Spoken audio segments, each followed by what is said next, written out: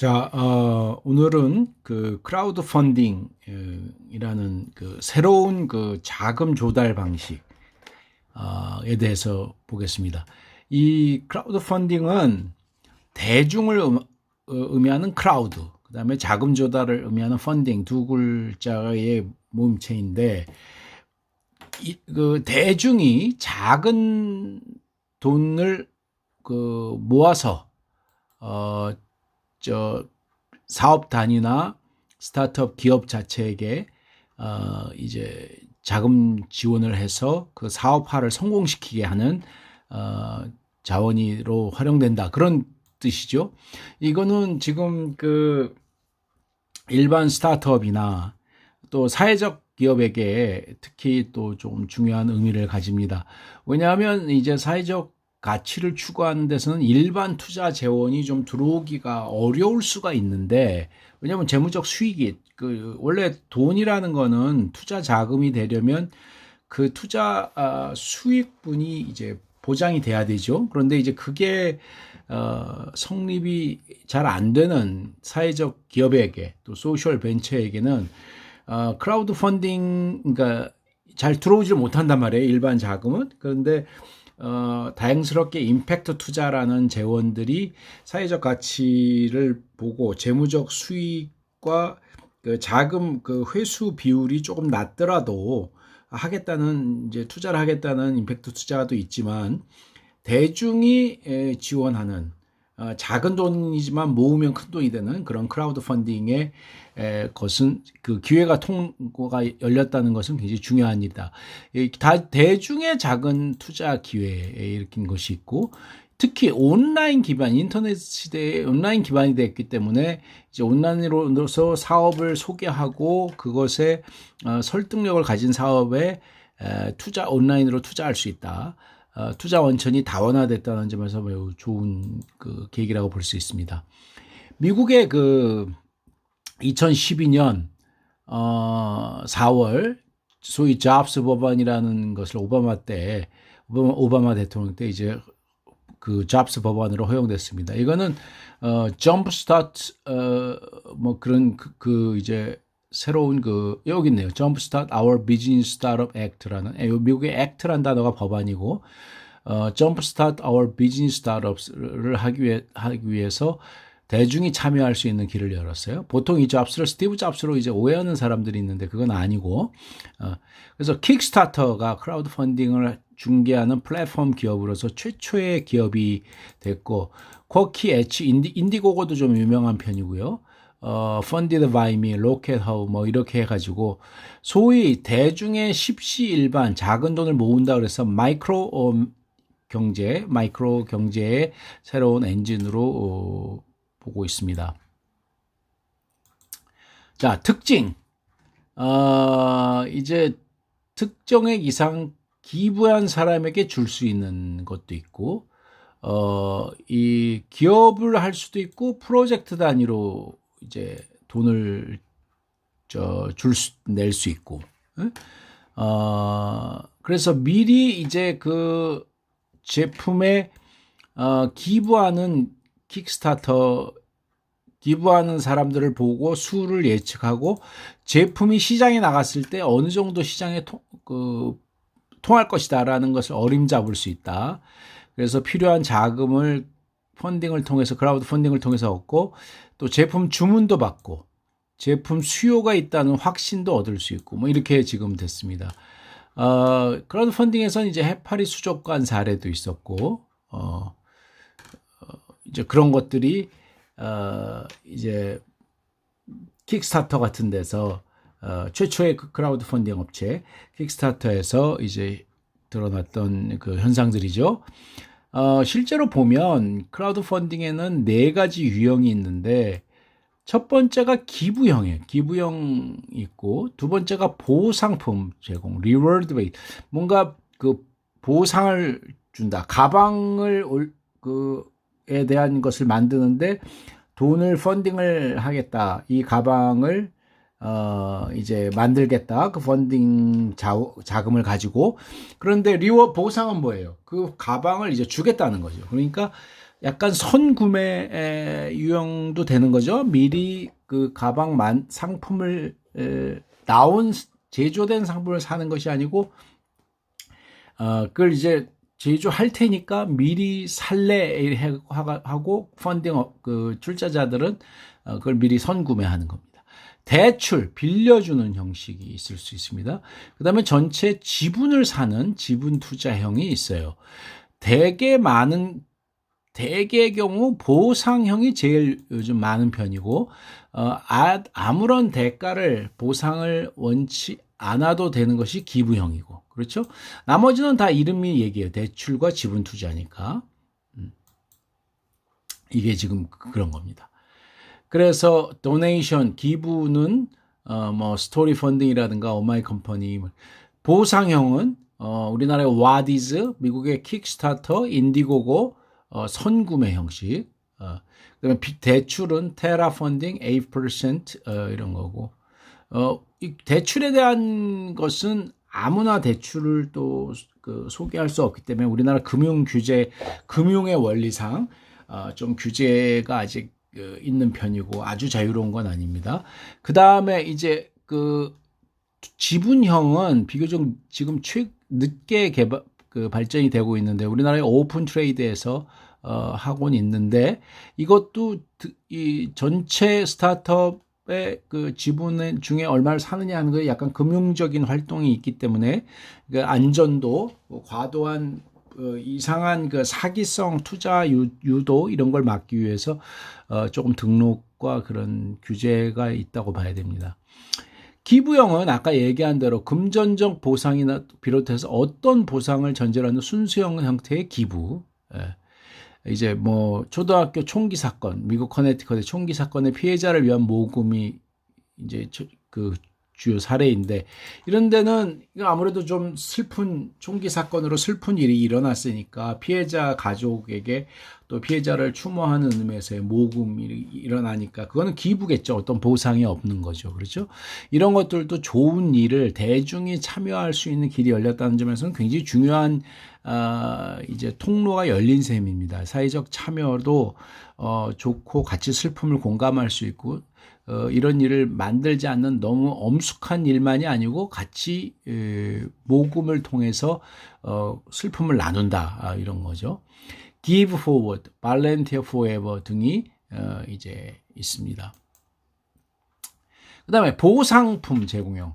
혁신 아이디어를 가진 프로젝트에 이건 기업이라기보다는 프로젝트에 후원하는 대가로 프로젝트의 제품을 다시 보상으로 받습니다. 그죠? 페블워치라는 킥스타터에서 된 건데 굉장히 유명한 거죠. 페블워치도 시계 이제 그거를 만들려면 제조 그 비용이 많이 드니까 먼저 펀딩에 올려서 돈을 제공받고 이 선구매 형식으로 이제 하는 거죠. 킥스타터와 인디고고 있습니다. 본래 이제 킥스타터라는 회사도 이제 그 뉴올리언즈에서 청년들이 음악가를 이제 연주자를 이제 자신들도 음악을 하는 사람들이었는데 뉴올리언즈가 그 재즈의 메카잖아요. 미국에서 그 원래 프랑스 점령지였고 프랑스의 전통이 남아 있습니다. 그런데 거기서 음악을 하던 두 청년이 호주의 그 유명한 밴드를 부르려고 했는데 이제 처음에 그걸 다 초대하고 호텔비 뭐 비행기표 뭐 이런 걸 다 하려니까 너무 큰 목돈이 드는 거예요. 근데 그래서 이제 하지 못하게 되고 이제 위험 부담도 안고 얼마나 나중에 그 공연 티켓을 그러니까 팔게 될지도 위험 부담이 있었는데 그거를 다 이제 해소하는 아이디어를 얻게 됐어요. 그것이 이 지금 크라우드 펀딩이에요. 그러니까 호주의 그 밴드를 초대할 테니까 같이 돈을 모아보자. 뭐 이렇게 시작되고 보상품은 온 뒤에 티켓을 주는 거죠. 그러니까 선구매죠. 그죠? 그래서 그런 돈이 모아서 될 수 있다는 거를 알게 되면서 실제 그걸 실행에 옮기면서 이 킥스타터의 창업자들은 이제 이게 크라우드 펀딩이라는 유형의 금융 활동이 가능하구나라는 거를 이제 얻게 됐고 그 킥스타터는 굉장히 좋은 일을 많이 지금 하고 있고 발전하고 있습니다. 대출형은 개인 또는 개인 사업자에 대한 소액 대출 형태로 후원하는 방식이다. 차입자는 돈 빌리는 사람은 만기에 원금과 이자를 상환한다. 프로스퍼, 랜딩 클럽 뭐 이런 데 대출형입니다. 네. 지분 투자형은 창업자 또는 혁신적 프로젝트에 투자하고 투자자는 주식 또는 수익증권을 취득한다. 이거는 일반 스타트업에 투자하는 거나 같죠? 그 지분을 얻으니까 주식을 얻으니까 투자하고 그 기업이 얻는 회수 방법에 의해서 회수를 하는데 크게 대박을 낼 수도 있고 완전히 제로 아무것도 아니게 망가질 수도 있고 그렇죠? 그런 위험 부담은 다 안고 가는 겁니다. 그게 이제 지분 투자인데 일반적인 그 벤처 투자자에게 하는 거나 거의 비슷하죠. 그죠? 그걸 다만 온라인에서 인터넷 기반의 온라인으로 한다는 것이죠. 네, 크라우드 펀딩. 이름이 크라우드 펀딩이기 때문에 대중이 참여한다는 이제 대중이 참여한다는 것 때문에 아주 많은 몫의 지분을 꼭 할 필요는 없을 거예요. 그죠? 그게 아무래도 대중이 작게 하는데 단순히 보상품을 가방이나 뭐 티켓의 그런 그 선구매로 발생하는 것이 아니라 회사 지분을 얻는다는 거죠. 주식 숫자가 많지 않더라도. 네. 그다음에 스타트업 기업이 해결해 준 이게 세 가지 문제는 제품을 생산하기 전에 매출을 올리게 해준다. 미리 선구매가 발생하는 유형들이 많으니까 미리 내가 가방을 생산하려고 한다. 멋진 여행 가방이다. 그런데 아주 혁신적이다. 그런데 그걸 보여주면서 사람들이 그러면 우리가 먼저 선구매 돈 정도는 주겠다. 이렇게 되면 제품 생산에 미리 매출을 올리게 해주죠.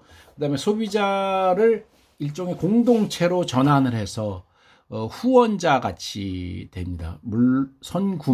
구매자지만 그죠? 그다음에 그래서 뭐 토론과 아이디어를 같이 공감하고 나누는 그런 그 피드백을 얻는 그런 의미도 있습니다. 그다음에 미리 시장 조사를 하는 셈입니다. 아이디어 그 가방 여행용 가방을 내놨을 때 얼마나 많은 사람들이 호응하느냐, 실제 구매를 하겠다고 하느냐, 어떤 계층이 먼저 구매의 호응도가 높은가, 이런 것들이 다 거기에서 이제 드러나게 될 것입니다. 그래서 꽤 유용한 것을 하게 되죠. 크라우드 업체들 킥스타터, 쿼키, 엣지, 인디고고, 킥스타터하고 인디고고가 제일 대표적인 미국의 업체들이고, 우리나라는 와디즈하고 오픈 트레이드 이게 대표적이고, 우리나라도 지금 크라우드 펀딩 업체들이 꽤 여러 개가 들어선 것 같은데 와디즈와 오픈 트레이드는 비교적 일찍 시작했고 선두권에서 움직이고 있습니다. 특화 업종들도 있어요. 음악가에 최적화한 크라우드 펀딩 업체도 있고, 플래즈 뮤직, 셀라밴드, 그 다음에 비영리 사업 단위에 특화된 거, 펀드레이저, 펀드리, 이런 응급 의료 사업 비즈니스, 그런 프로젝트, GoFundMe, 랠리, 그 다음에 과학기술에 특화된 것, 패트리 디시, 익스페리먼트, 이런 것들이 있습니다. 뭐 계속 이런 또 특화 업종들이 계속 나타날 테니까, 움직이는 실체니까 그거에 따라서 좀 정보도 필요할 겁니다. 이제 앞으로 이제 단순 후원자에서 기업에 투자하는 쪽으로 크라우드 펀딩이 조금 움직여갈 소지도 큽니다. 다만 이제 기본적인 프로젝트별 후원이라는 것도 뭐 크게 이제 의미를 가질 것이지만 기업에 투자하는 쪽으로도 갈 수 있다고 생각은 들고요. 그런 방향성이 좀 있습니다. 투자형 크라우드 펀딩은 이게 자본시장법상 이제 소액 공모로 이제 규제되어 있는데 그런 것들이 지금 조금 이제 규제에 대한 손질이 좀 필요하고, 창업 후 7년 이내에 기업, 벤처나 이노비즈 인증을 받은 기업, 발행 한도도 연간 7억 원, 일반 투자자가 기업당 200만 원, 500만 원 이내, 이런 식으로 이제 규제 내용이 있는데, 이것도 좀 바뀔 거예요. 그러나 그런 규제가 지금 현재 금융활동이고 사행과 도덕적 해이가 발생하는, 그러니까 인터넷에서 발생하는 것이기 때문에 좀 조심스럽게 지금 규제를 하는 것도 사실이에요. 그런 내용이 있고,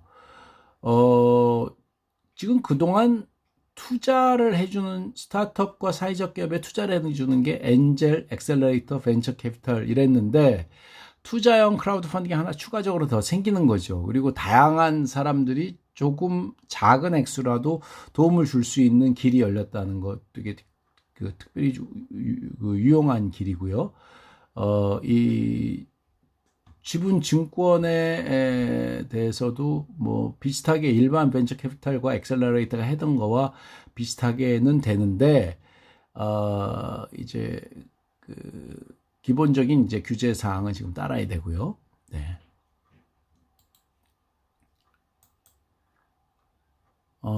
프로젝트 투자는 기업에 대한 투자보다는 비교적 좀 고려할 사항이 좀 적죠. 그죠? 회수 기간도 길지 않아서 투자자들도 사실은 이게 좀 선호할 만합니다. 간결하고 위험성도 적고 투자 회수에 대한 위험성도 적고 뭔가 신뢰에 대한 염려도 덜 해도 되고 뭐 영화 같은데 그 프로젝트에 그냥 참가해 버리면 되죠. 그 회사 자체를 전체적으로 믿고 나가는 게 아니라 그 해당 영화에 대해서만, 그 프로젝트에 대해서만 위험을 감수하면 되니까, 그죠?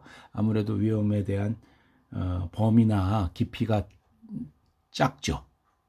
그러니까 그런 것들이 선호할 수 있는 소지가 큰 것도 사실입니다. 이제 마중물 투자가 있을 때 성공 가능성이 훨씬 높아지는데, 일반 투자자들은 초기 마중물, 그러니까 원래 마중물이라는 게 그 펌프질을 할 때 그냥 지하수 물이 그냥 올라오는 게 아니고 처음에 한 바가지 물을 버줬을 때 밑에 물까지 따라 올라와서 그 바가지로 처음에 넣어주는 물을 마중물이라고 하는데, 그것이 이제 일반 투자자들은 그걸 너무 아무것도 없던 데서 마중물로 들어가는 건 좀 부담스럽고, 그러니까 마중물 투자가 발생한 이후 성공 가능성을 보는 팔로우 투자에 해당되는 경우가 많아요. 그러니까 누군가 좀 공적 기관에서 마중물 투자도 좀 필요한 셈입니다. 그죠? 채무증권의 활용도 있을 수 있고, 전환사채, 뭐 신주 인수권 사채는 벤처 캐피탈 투자도 가능하다, 뭐 이런 게 있는데, 지금 우선 아주 기본적인 거 몇 가지를 그냥 점검을 합시다.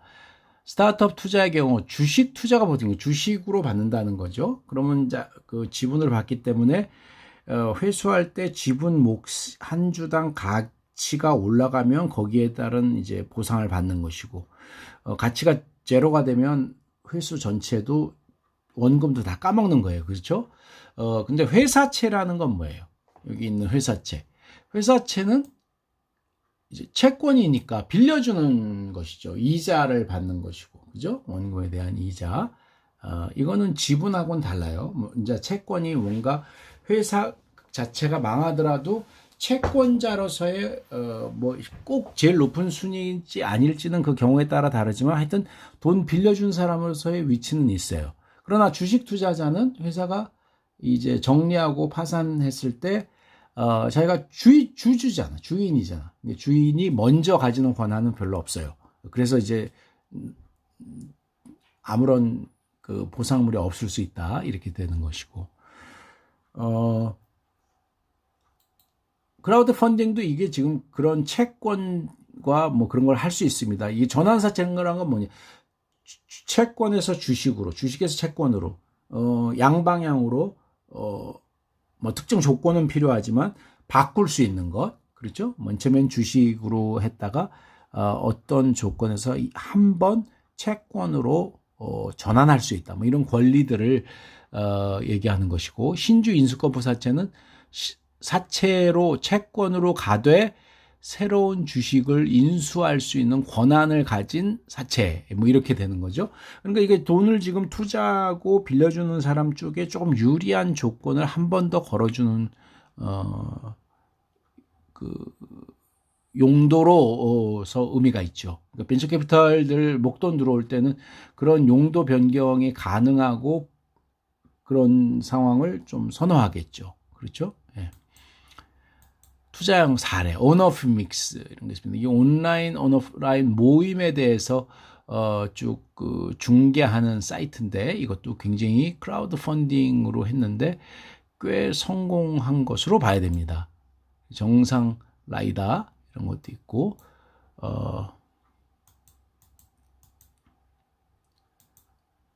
그 다음에 영화 맨체스터 바이 더 씨, 우리나라 오픈 트레이드에서 최초로 크라우드 펀딩을 했었는데 비교적 괜찮은 사례이고 이 영화 하여튼 이게 크라우드 펀딩 업체가 영화를 해외 영화를 했던 사례입니다. 프로젝트 결정 방식에서 투자를 했을 때 이제 펀딩 액수가 어느 정도 찼을 때 프로젝트가 성립됐다고 인정하느냐가 있습니다. 그게 두 가지 방식이 있는데 하나는 all or nothing 펀딩이라고 킥스타터 주로 하는 방식인데